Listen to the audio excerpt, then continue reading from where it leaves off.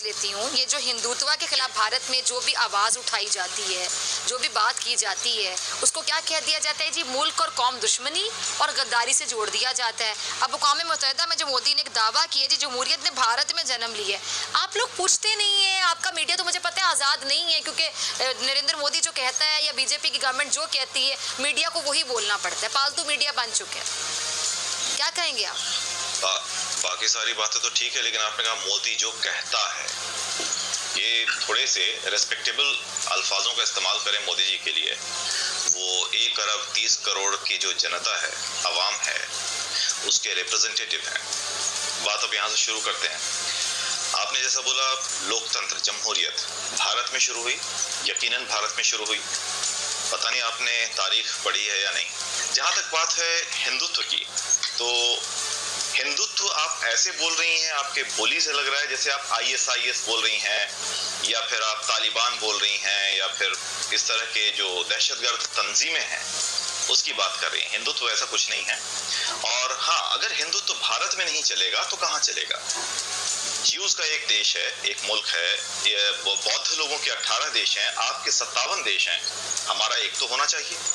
बावजूद इसके आप देखिए, हिंदुत्व को आप चाहे कितना भी बुरा भला कह लें, लेकिन आपको ये भी ध्यान रखना चाहिए कि मुसलमानों के 72 फिरके, यानी आप यहाँ पे बात ये मान रहे हैं, ऑन रेकॉर्ड आप प्रोग्राम में बात मान रहे हैं कि हाँ वहाँ ये, मुझे बोलने दीजिए, ठीक है, ठीक है, अच्छा जी, कंप्लीट कीजिए। यानी आप ये बात मान गए, ठीक है, कि वहाँ अक़लियतों को दबाया जाए। जी, बात तो करने दीजिए मुझे। मैं माना कुछ भी नहीं हूँ, मुझे बोलने दीजिए। आपकी बात आपके जवाब से बिल्कुल क्लियर है। मुसलमानों के 72 फिरके पीसफुली इंडिया में रहते हैं।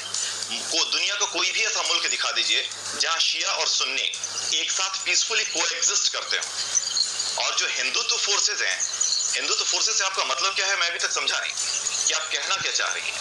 हिंदुत्व जो है एक आइडिया है।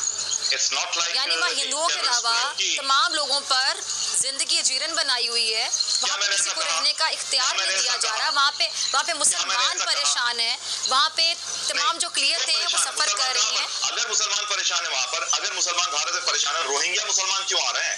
अभी अफगानियों को हम और वीजा देंगे, ई-वीजा दे रहे हैं हम अफगानियों को। जो तालिबान नहीं है अफगानिस्तान में, जहाँ मुसलमान ही मुसलमान का कत्ल कर रहा है, उसको एक हिंदू राष्ट्र, आई मीन डेमोक्रेसी, आप हिंदू राष्ट्र बोल सकती है, ये डेमोक्रेसी है, ये डेमोक्रेटिक कंट्री जहाँ पर हिंदुओं का बाहुल्य है, हिंदुओं की मेजॉरिटी है, वो मुसलमानों को, अफगानिस्तान के मुसलमानों को अपने यहाँ रहने के लिए बहुत सारे ई-वीजा दे रहा है। और आपको बता दो, जहाँ मैं रहता हूँ, जिस सोसाइटी में रहता हूँ, यहाँ पर भी ढेर सारे अफगानिस्तानी रहते हैं। जी, सबसे पहले तो मैं अतर जी का धन्यवाद अदा करना चाहूंगा। अतर जी ने आखिरकार आज मान भी लिया कि भारतीय प्रधानमंत्री ने बातें बहुत अच्छी की। अतर जी, उम्मीद करता हूं कि आप समझ सकेंगे भारत की पॉलिसी को। आज नहीं तो कल पाकिस्तान की आवाम की समझ में आएगी भारत की पॉलिसी, कि भारत की पॉलिसी वसुधैव कुटुंबकम वाली है। भारतीय झंडे में आज आप देख सकते हैं कि किस तरह से हरे रंग को स्वीकार कर लिया गया है, और भारत का झंडा इस बात का प्रतीक है कि भारत एक धर्मनिरपेक्ष देश है। जबकि पाकिस्तान का झंडा आप देख सकते हैं, पाकिस्तान के झंडे में आज भी भगवा रंग को स्वीकार नहीं किया गया। मतलब साफ है, कोई भी झंडा किसी भी देश का प्रतीक चिन्ह होता है, उसकी मानसिकता का परिचायक होता है। और भारतीय झंडा जिसमें हरा रंग भी है, जिसमें सफेद रंग भी है, जिसमें केसरिया रंग भी है, जाहिर करता है कि यहाँ हिंदू और मुसलमान कितने प्रेम से, स्नेह से, अमन से और शांति के साथ में रहते हैं। इसके अलावा आप देख लीजिए, आजादी के बाद आज भारत का रुपया अंतर्राष्ट्रीय बाजार में कितना मजबूत है, और पाकिस्तान का रुपया आज अंतर्राष्ट्रीय बाजार में कितना मजबूत है।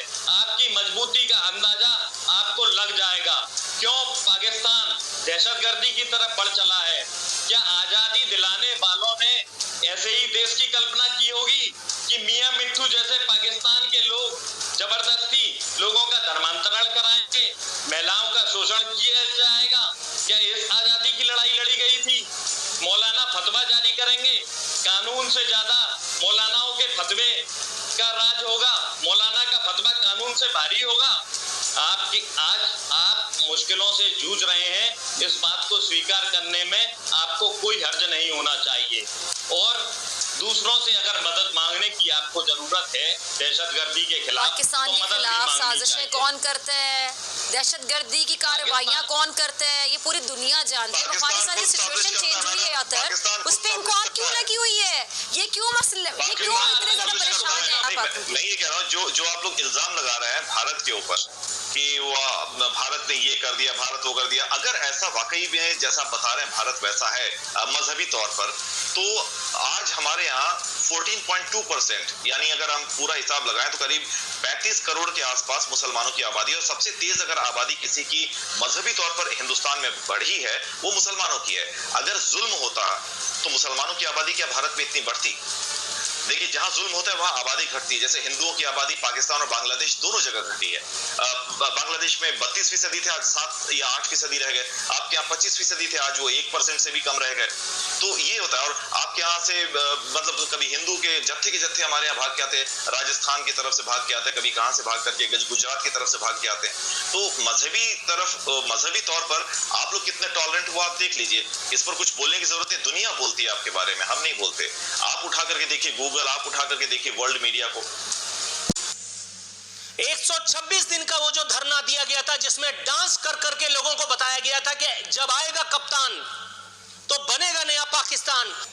126 दिन के धरने के बाद पेट्रोल की कीमत तारीख की बुलंद तरीन सतह से भी ज्यादा, यानी उससे भी बुलंद हो गई है। पूरे 127 रुपए का पेट्रोल फी लीटर आपको मिल रहा है। खान साहब टीटीपी को माफ करने चले हैं, अवाम पाकिस्तान कह रही है भाई हमें भी माफ कर दो। क्या ही जरूरी है कि जमहूरियत का दर्ज दे करके खुशनुमा वादों के जंगल में हमें भटकाओ, लेकिन खान साहब कह रहे हैं नहीं, तुमसे मैंने वादा किया था, मैं तुम्हें खूब रुलाऊंगा, तो मुझे मेरे वादे को ईफा कर लेने दो। कम से कम जिंदगी में कोई बात तो मेरी सच साबित हो जाए। इससे पहले तो मैंने जितनी बातें की थी हजरत उमर फारूक रजी अल्लाह तआला अन्हु के दौर से लेकर के और रियासत मदीना के क़याम तक सब झूठी थी, लेकिन यहां मैं कम से कम एक सच जिंदगी में जरूर बोलूंगा। ये भी जान रखिए कि पेट्रोलियम की कीमत पहली दफा नहीं 7वीं दफा बढ़ी है, लेकिन चूंकि आपका कप्तान, आपका मसीहा वर्ल्ड कप वाला है, चूंकि वो हैंडसम है, चूंकि वो डैशिंग है, चूंकि साकिब निसार की बताई हुई तारीफ के मुताबिक वो सादिक और अमीन है, इसलिए ये सब जुल्म अपने खंदा पेशानी के साथ सहने हैं, वरना कोई ना कोई इदारा आपकी खबर ले लेगा। इसलिए सीट पर तशरीफ रखिए। वजीर आजम की अगर हम बात करें तो वजीर आजम का काम आवाम को झूठी तिफिल तसल्लियां देना, दिलासे देना, बातें करना, बातों के खुशनुमा जंगल में भटकाना।